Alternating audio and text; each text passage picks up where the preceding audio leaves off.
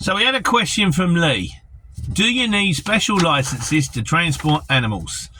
This isn't my thing. I don't move animals. I tend to move pallets of kitchen rolls or conveyor belts or steel or, I don't know, chicken wire, anything. But animals I don't tend to do. So I put it out to you guys. I know my mate Nick, he's Nick, the transport manager, he got back to me on a few things. I think there might be an additional to this. But anyway, the one we got mainly is come from Godzilla's. Transporting animals. He says animals. He said just don't. He said you need transport authorisation for a start. DEFRA can issue a certificate to transport animals if the distance is over 65 kilometres. Naturally, it names the animal type, amount, where it comes from and off, and the amount of time it should take. Of course, paperwork takes 2 weeks to come through. If, however, you intend to do some distance and it's completely different load of paperwork and yet another authorisation, but this time for the vehicle. Either way, you can't just bung Rufus in the back and get on with it if you are getting paid.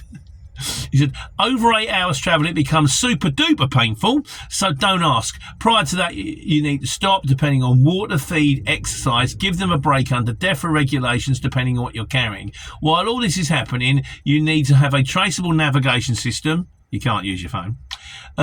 If you're shuffling horses, I think it's shuffling horses, and whatnot around, you need a certificate of confidence, not so much on a hamster unless it's, you go over the 8 hours. If Hammy is going over 12 hours, then basically it's a vet at both ends. And it's a little unclear, but you have to pay someone to travel in the place Hammy's going to be. Best just not to. He said, when someone was moving house, they would ask to bung Rover or Tiddles in the back of the rest of the household homes. Not a chance. The truth of the matter is, it's complicated. It's really complicated. If you're probably taking your cat to the vets, you'll stick it in the box, you'll drive it down to the vets, you'll get it done, and you'll take it back again, because that's what we do. If you're moving someone else's dog, then you probably need the right size kennel, you need some kind of water. If you're moving pigs around, pigs can be moved, but they need to have water on board, but the water can't be with the pigs. If you're moving internationally, then it gets involved with all this kind of stuff. If you're moving horses, I don't know. The thing is, every single thing about moving animals is different.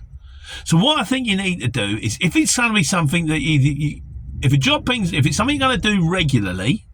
So say, for example, and it was a job I was actually thinking about doing once, which is a guy turned around and he said, look, I need some dogs brought back from Gloucester. He said, if you ever fancy it, these people go, there's loads of them around the country, go, no one moves your stuff. So what you'd actually have to do is you'd have to look into it. You'd have to contact DEFRA. Not even sure what DEFRA is. There's one for the wise guys. What does DEFRA stand for? Maybe contact the DVLA or the DVSA and go, can I remember which one it is, DVLA, and go, look, I want to move dogs around the country. What do I do? If you're a farmer and you're moving pigs or you're moving livestock, chances are you know, because either your dad's told you how to do it, the college has told you how to do it, or the geezer next door has told you how to do it. Now, what you need to do is fill in this form, go down there and get this, and you make sure you got that, and that, and then you're fine. If it's going to be like a one-off thing, I wouldn't get involved. Because if something goes wrong, where are you going to go? You know, it's kind of... there's this thing called cabin pressure. I love cabin pressure. It's got Benedict Cumberbatch in it from, well, obviously, for Super Duper Famous. And... They're trying to save money, so they haven't heated the hold of the aircraft, and then they turn around and go, yeah, but there's a cat in there. What are we going to do?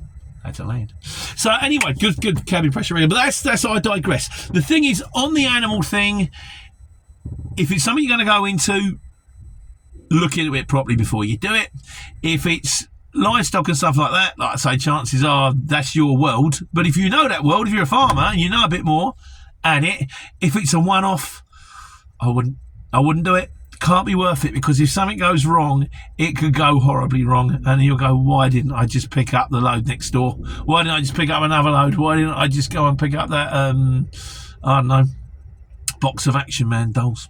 Don't work. Don't know. So anyway, I think there'll be more on this in the comments. This is kind of one out there, but transporting animals, it's a minefield.